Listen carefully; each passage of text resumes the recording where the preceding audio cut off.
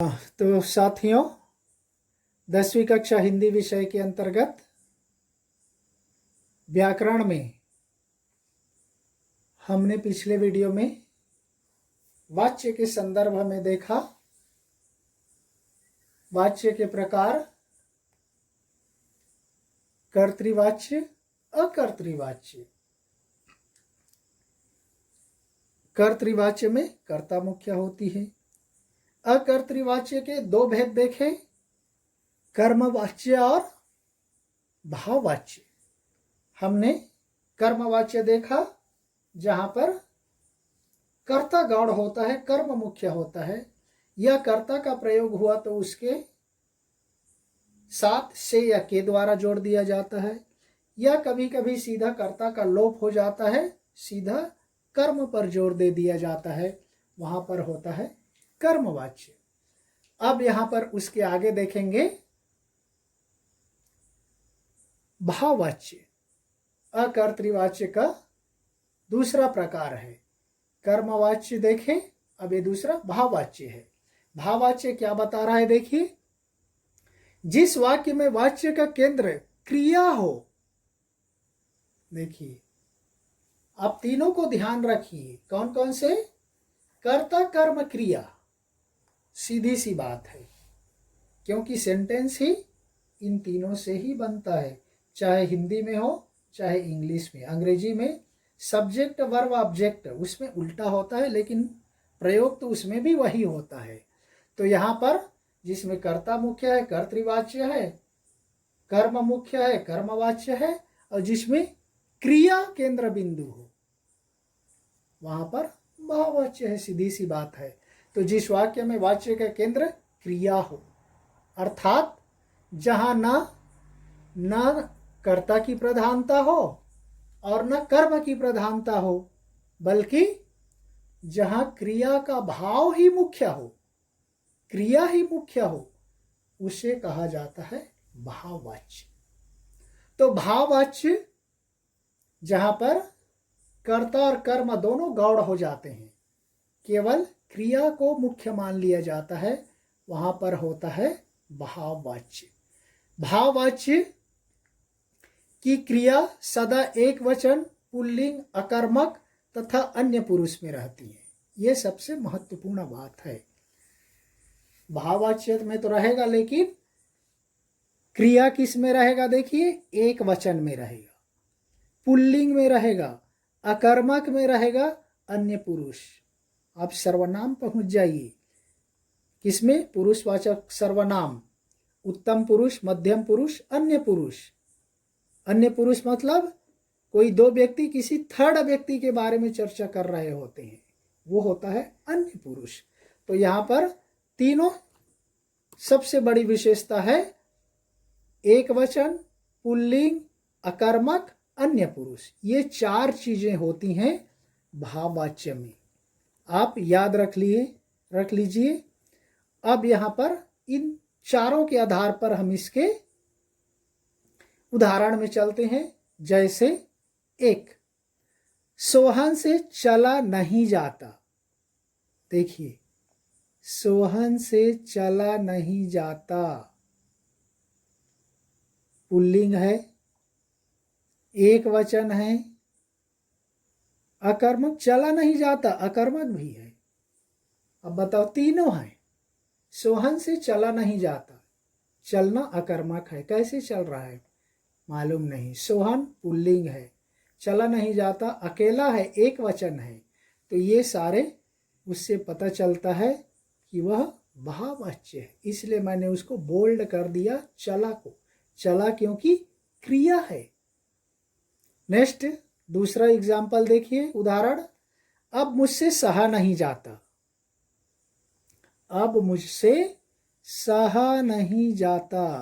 यहां पर देखिए, सीधा इसमें मुझसे, यहां पर सीधा कर्ता नहीं है, केवल क्रिया है, सहा नहीं जाता। इसमें भी से का प्रयोग है, मुझ में मुझसे हो गया है। तो इसमें चला तथा सहा क्रियाएं ही प्रमुख है, अतः ये भाववाच्य के उदाहरण हैं। तो इसलिए आप ये तीनों को ध्यान रख लीजिए, कर्तृवाच्य, कर्मवाच्य, भाववाच्य। कर्तृवाच्य अकेला है, कर्मवाच्य और भाववाच्य अकर्तृवाच्य के दो भेद हैं, जिसमें कर्म की प्रधानता हो वह कर्मवाच्य है, जिसमें क्रिया की प्रधानता हो, न जिसमें कर्ता हो की प्रधानता हो और न कर्म की प्रधानता हो, वह भाववाच्य है। और भाववाच्य की सबसे बड़ी पहचान एक वचन, पुल्लिंग, अकर्मक, अन्य पुरुष, ये तीनों में से कोई भी आए तो समझ लीजिए कि वह भाववाच्य है। तो वाच्य परिवर्तन, कर्तृवाच्य से कर्मवाच्य बनाना। अब यहाँ पर सीधे हम लोग उदाहरण में आ जाएंगे किस तरह से कर्तृवाच्य से कर्मवाच्य बनाया जाता है। तो यहाँ पर देखिए पहला उदाहरण, लड़का पत्र लिखता है। लड़का पत्र लिखता है, सीधा लड़के पर आ गया। लड़के द्वारा पत्र लिखा जाता है, से या के द्वारा, याद रखिए कर्मवाच्य में बोलने की जरूरत नहीं है, कर्मवाच्य हो गया। नेक्स्ट उदाहरण देखिए, कर्तृवाच्य। दूसरा उदाहरण, मैंने पत्र लिखा। मैंने पत्र लिखा, लिखने का काम कर्ता कर रहा है मैंने, लेकिन कर्मवाच्य में देखिए से आ गया। मुझसे पत्र लिखा गया, से या के द्वारा। तीसरा एग्जाम्पल देखिए, पक्षी आकाश में उड़ेंगे। यह कर्मक तो है, पक्षियों का उड़ना अकर्मक होता है। पक्षी आकाश में उड़ेंगे, उड़ने का काम कौन कर रहा है? पक्षी कर रहे। इसलिए कर्मवाच्य में देखियो, पक्षियों द्वारा आकाश में उड़ा जाएगा। यहां पर से या के द्वारा जुड़ गया है, पक्षियों द्वारा आकाश में उड़ा जाएगा। चौथा देखिए, रमेश ने मधुर गीत गाए। यह मधुर गीत गाने का काम कौन कर रहा है? सॉरी, राम है। राम ने मधुर गीत गाए। राम ने मधुर गीत गाए। राम द्वारा मधुर गीत गाए गए। यहाँ मधुर गीत के ऊपर जोर दिया जा रहा है। किसने गाए? राम ने तो गाए, लेकिन क्या गाए? गीत गाए। कैसा गीत? मधुर गीत द्वारा जुड़ गया। नेक्स्ट पांचवा, वह दिन में दूध पीता है। कौन दिन में दूध पीता है? वह सर्वनाम, कोई व्यक्ति है, वहां करता है। लेकिन कर्मवाच्य में देखिए, उसके द्वारा दिन में दूध पिया जाता है। के द्वारा, उस के द्वारा। जब भी कारक चिन्हों का प्रयोग होता है संज्ञा या सर्वनाम में, संज्ञा में अलग लिखा जाता है, लेकिन सर्वनाम में उसको जोड़ दिया जाता है। तो उस सर्वनाम है, के कारक है, तो उसमें जोड़ दिया गया है, द्वारा दिन में दूध पिया जाता है। नेक्स्ट है छठवां, गीता चित्र बनाती है। चित्र बनाने का काम गीता कर रही हैं। कर्मवाच्य में देखिए, गीता द्वारा चित्र बनाया जाता है। द्वारा जुड़ गया, सीधी सी बात है।